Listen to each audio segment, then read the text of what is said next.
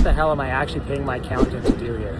Welcome to part 4 of trying to build your bookkeeping and accounting team for your business. Here's my advice for finding a CPA that you want to work with and what you should be expecting. There are 2 things that you should be getting from your CPA when you hire them. You're going to want to have your year-end completed. This means that your year-end pack, your T2 is filed on time, your report is completed depending on the level that you've hired them for, and it should be happening in a fairly seamless way if you followed my other steps. Now, that is the bare minimum that a CPA should be doing. The second part is they should actually be giving you proper tax planning. They should call you a couple months before your year-end, check in, get some internal documents, and say, okay, I can see a tax problem already taking place here. What I want is to do X, Y, and Z. CPAs know the Income Tax Act.